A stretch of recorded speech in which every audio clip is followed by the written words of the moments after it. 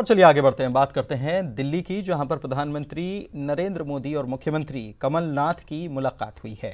दिल्ली दौरे के दौरान सीएम ने प्रधानमंत्री से सौजन्य भेंट की है। कल पटना में भी राहुल गांधी की जन आकांक्षा रैली में सीएम कमलनाथ शामिल हुए थे और आज प्रधानमंत्री से मुलाकात की है और इस मुलाकात में कई अहम मसलों पर बातचीत भी हुई है।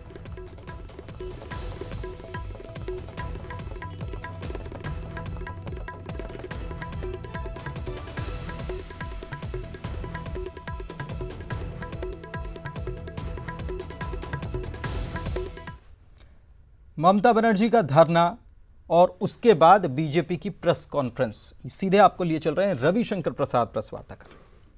लेकिन पार्टी की ओर से हम इसकी भर्त्सना करते हैं और हम उम्मीद करेंगे कि भ्रष्टाचार के ईमानदार जांच के सामने जांच एजेंसी नहीं झुकनी चाहिए। और हम यह भी कहना चाहेंगे, जितना भी अत्याचार करना है ममता जी कर ले, भाजपा के कार्यकर्ता नहीं झुकेंगे और ईमानदारी से पार्टी के लिए काम करेंगे। और आज जब मैं यहां बैठा हूं, मैं बंगाल के एक एक कार्यकर्ता, हमारे पार्टी के वहां के नेता, हमारे प्रभारी, हम सबों के प्रति अपना अभिनंदन करना चाहते हैं। कितनी हिम्मत के साथ उन्होंने इस तानाशाही रवैये के खिलाफ साहस दिखाने का काम किया है। और मित्रों, ये कोई पहली बार नहीं कर रही है ममता जी। हमारे दफ्तर ने बड़ा अच्छा होमवर्क किया है। याद होगा एक बार सेना जो है वहाँ पर थोड़ा सा ट्रैफिक टेस्टिंग कर रही थी अपने जवानों के लिए, तो उन्होंने उसको भी परमिट नहीं किया था।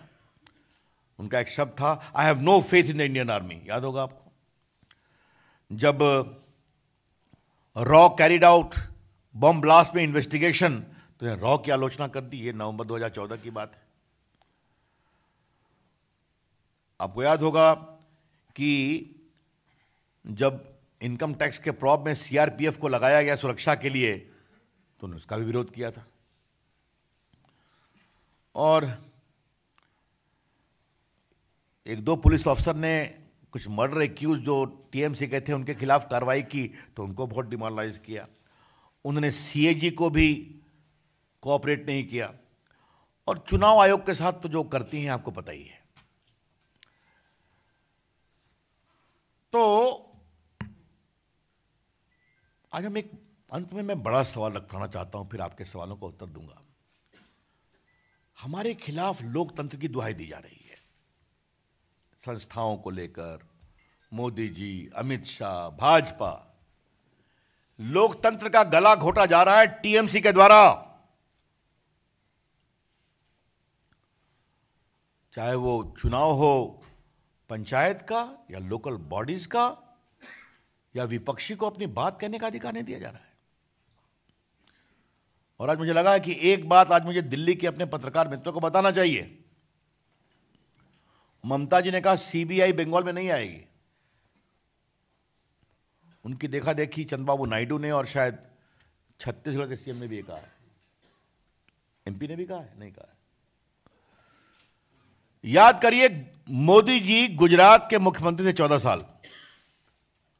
कांग्रेस पार्टी ने कितने सुनियोजित तरीके से उनके खिलाफ कैंपेन किया, राइट को लेकर, इशरत जहां केस को लेकर। अमित भाई तो हमारे गिरफ्तार भी हुए। मोदी जी एक लोकप्रिय नेता, लगभग 12 घंटा उनका इंट्रोगेशन चला था। बाद में सुप्रीम कोर्ट ने कहा कि नो एविडेंस, और सही कहा। कभी क्या नरेंद्र मोदी जी ने कहा कि मैं सीबीआई को गुजरात में घुसने नहीं दूंगा? यह है भाजपा की प्रामाणिकता संस्थाओं के प्रति।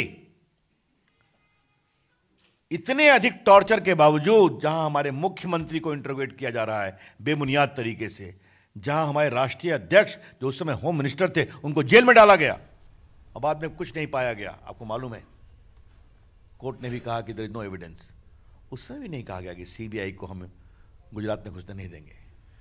तो हमारी प्रामाणिकता संस्थाओं के प्रति, लोकतांत्रिक स्वच्छता के प्रति कितनी है और उनकी कितनी है, यह स्पष्ट है। तो ये जो मामला है बंगाल में उठे सियासी बवाल का मामला है। ममता बनर्जी के मामले पर लोकसभा में टीएमसी सांसदों ने जमकर हंगामा किया है। गृह मंत्री राजनाथ सिंह ने लोकसभा में कहा है कि देश की कानूनी एजेंसियों के बीच ऐसा टकराव देश के फेडरल और राजनीतिक ढांचे के लिए ठीक नहीं है। उन्होंने कहा कि एजेंसियों को अगर काम करने से रोका जाएगा तो इससे अव्यवस्था पैदा होगी। केंद्र सरकार ने हमेशा राज्यों के अधिकारों का सम्मान किया है। पुलिस राज्य का विषय है और राज्यों को भी केंद्र की एजेंसियों का सम्मान करना चाहिए। राजनाथ सिंह ने कहा है कि कल जो घटना हुई वो संवैधानिक ढांचे के टूटने की ओर संकेत कर रही है। उन्होंने कहा कि इस संबंध में राज्यपाल से मेरी बात हुई है और उनसे एक रिपोर्ट मांगी गई है। मुख्यमंत्री को एजेंसियों को काम करने से रोकना नहीं चाहिए। इलेक्शन कमीशन जब सक्रिय होता है जब आचार संहिता लागू हो जाती है, पर हम वर्तमान हालात पश्चिमी बंगाल के उनको बताने आए थे कि वहां पर इधर मामले में बीजेपी के महासचिव कैलाश विजयवर्गीय ने बड़ा बयान दिया। विजयवर्गीय का कहना है कि लगता है कि पुलिस कमिश्नर के पास मामले के कोई दस्तावेज हैं और वे उनसे ममता बनर्जी को ब्लैकमेल कर रहे हैं, क्योंकि ऐसे ही कोई मुख्यमंत्री किसी अधिकारी के लिए अपनी सरकार को दांव पर नहीं लगाता। वहीं चुनाव आयोग से मुलाकात पर उन्होंने कहा कि पश्चिम बंगाल में लोकतंत्र खतरे में है, ऐसे में निष्पक्ष चुनाव मुश्किल है। आयोग मामले में संज्ञान ले। इलेक्शन कमीशन जब सक्रिय होता है जब आचार संहिता लागू हो जाती है, पर हम वर्तमान हालात पश्चिमी बंगाल के उनको बताने आए थे कि वहां पर नौकरशाही भी राजनीति का हिस्सा हो गई है। जिस नौकरशाही के बलबूते पर यदि आप चुनाव कराना चाहते हैं तो वह चुनाव निष्पक्ष नहीं होंगे, और इसलिए कुछ हमारे पास उदाहरण थे जिससे हमने उनको अवगत कराया। जैसे कि माननीय सुप्रीम कोर्ट के निर्देश पर सभा की परमिशन राज्य सरकार को देना चाहिए। सभा की परमिशन तो दे दी गई, पर हेलीकॉप्टर लैंड करने की परमिशन नहीं दी।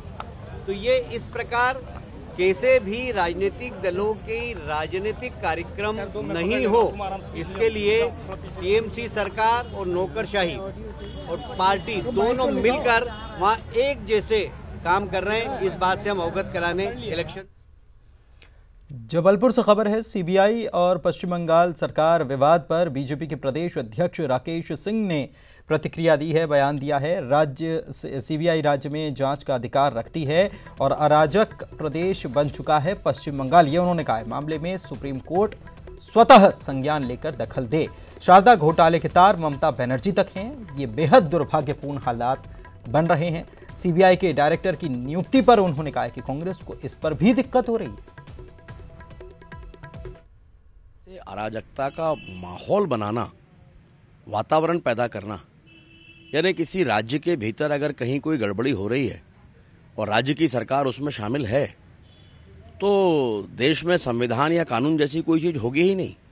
सीबीआई अभी तक किसी भी राज्य में राज्यों के पूर्व मुख्यमंत्रियों और मुख्यमंत्रियों के खिलाफ भी जांच करने का अधिकार रखती आई है, लेकिन सीबीआई अगर वहां पर किसी पुलिस अधिकारी की जांच करने के लिए जाए घोटाले के संदर्भ में और सीबीआई के अधिकारियों को ही गिरफ्तार कर लें, इससे ज्यादा अराजक स्थिति नहीं हो सकती पश्चिम बंगाल में। और भारतीय जनता पार्टी इसलिए बार बार कह रही है कि ममता बनर्जी जी ने पश्चिम बंगाल को अराजक प्रदेश के रूप में बना दिया है।